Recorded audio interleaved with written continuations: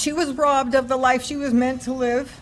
Coming up on Wake Up Nonstop, local Crenshaw in court. Day 2 of the resentencing hearing of the man responsible for 2 brutal murders nearly 20 years ago.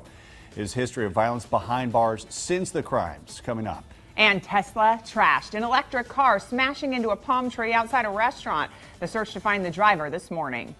Plus, a first look at your weather forecast. It is a frosty start to this Tuesday morning. A look at your start time temperatures here ahead. We have best practices for donating electronics on National E-Waste Day coming up. And all smiles for Seattle. The Mariners taking another game on the road, inching closer to the World Series. Highlights from that blowout win in Toronto and what's next as the series comes to Seattle. Coming up on Wake Up Nonstop Local. Wake up, you gotta rise to the sun. And here it comes, it's time to make the best of what you got to give. It's all about rising, and I wanna be there. Rodriguez, shot, fly to deep right field. Back goes Lucas at the wall. Goodbye!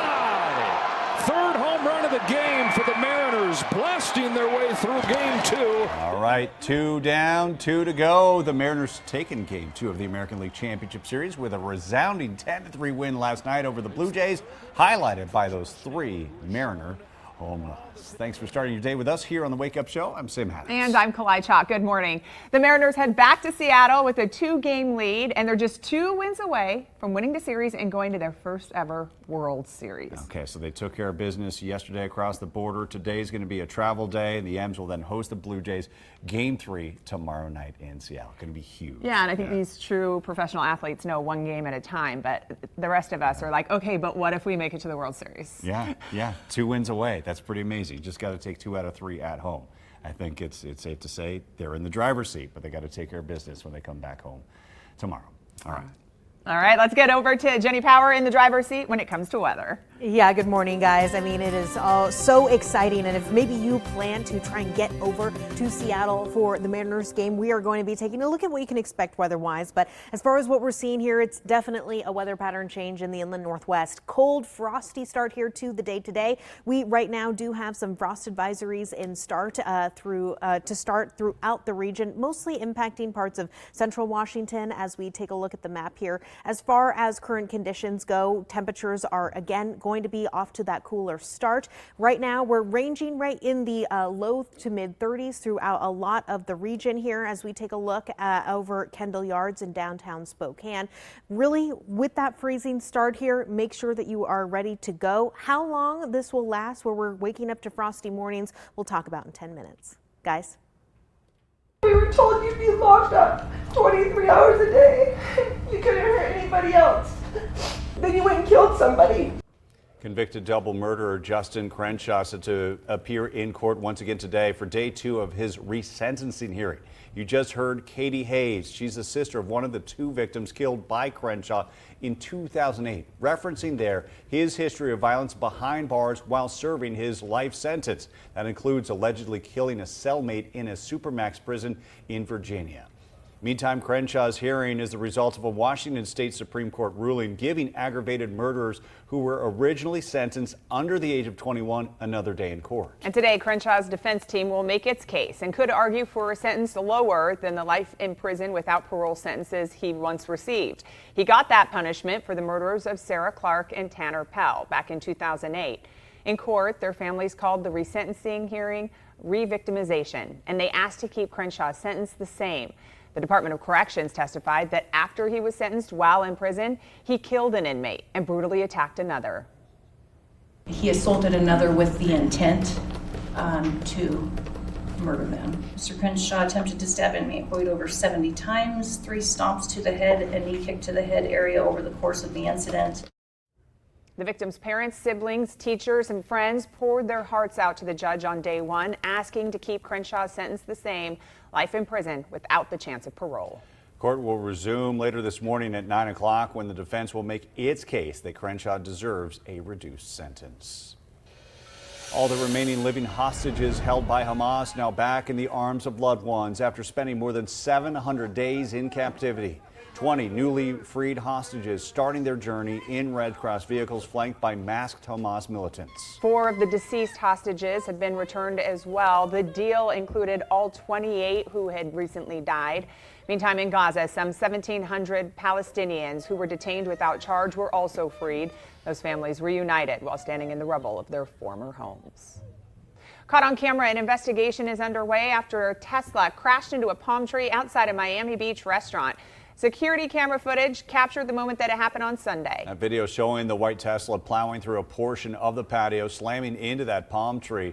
The restaurant was closed at the time. No injuries were reported. Miami Beach Police Department is investigating and still looking for that driver. This morning we entered day 14 of the government shutdown. A live look from the U.S. Capitol building right now is the Department of Education, now the latest to be hit with a new round of layoffs because of the shutdown. The cuts were mainly within the Office of Special Education and Rehabilitative Services. Letter to the staff noted the ongoing government shutdown made the reduction in workforce unavoidable. DOE has acknowledged some workers would be impacted, but haven't shared exactly how many in all. This comes after the administration laid off 466 education department staffers Friday, along with several other mass firings across the federal government. The backdrop of the shutdown, ultimately an argument about health care in the United States. Democrats want to include extending the Affordable Care Act subsidies to avoid premium hikes, while Republicans say the issue should be dealt with outside of a funding bill. The Senate will reconvene today, where they will likely take up spending once again. Open enrollment for Medicare just 2 days away now, and multiple companies in Idaho are changing how they offer insurance under Medicare. There are 7 companies across Idaho that sell Medicare plans, and according to Idaho's Department of Insurance, next year some of those companies will change what they cover or stop offering plans altogether. They say it's getting more expensive to offer the plans, and there are new federal requirements triggering changes. Regents Blue Shield of Idaho telling NonStop Local that this will impact some 6,000 Idahoans, and saying in a statement, quote, cost pressures due to changes in federal policy and increased claims have forced many payers to exit markets across the nation. Those same forces are behind Regents Blue Shield of Idaho's difficult decision to discontinue offering Medicare Advantage plans to our customers for 2026. The Idaho Department of Insurance says that if your plan is ending, or you'll get extra time to pick a new plan or go back to the standard Medicare program.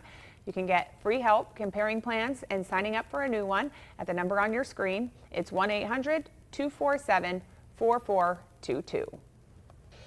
A Deer Park woman who attacked a deputy with a knife during a welfare check in 2024 has been sentenced to more than 2 years in prison with credit for time served. Gloria Endress was found competent to stand trial early this year after her case was initially put on hold. Endress pleaded guilty to 2 assault charges last month. Court documents say that she was jumping fences and acting erratically in August of last year. Deputies say that they tried to approach her before she pepper sprayed and stabbed an officer.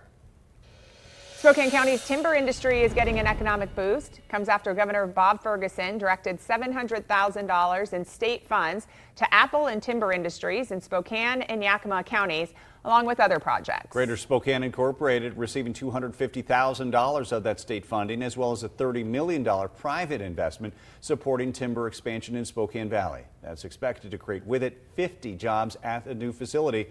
The governor says the goal of the investments is to expand family wage jobs. Well, today is National E-Waste Day, and Goodwill is hoping you'll donate your old electronics to help avoid ending up in the landfill. NonStop Local's Noah Bolter is live now with how to safely get rid of them. Good morning.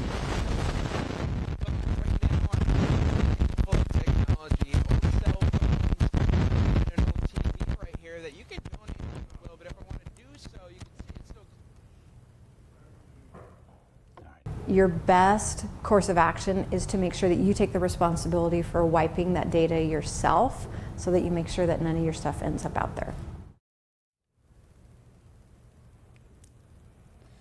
All right, looks like we lost Noah's audio. We'll get back to him if we can later on in the show. Meantime, the streets of small town Alabama are littered with toilet paper right now because of a homecoming tradition called the Wear of the Watts. It got a little more attention than advertised when they rolled the police departments. And it's not just people in Alabama. People from all over want to fund the war effort. We've had so many toilet papers donated. My friend Bryson, he just got some from Arkansas. Actually, a woman from Arkansas sent it to him. Some people from Alaska have contacted us and donated money. Some people from Nebraska. You don't know anything there, Kalai?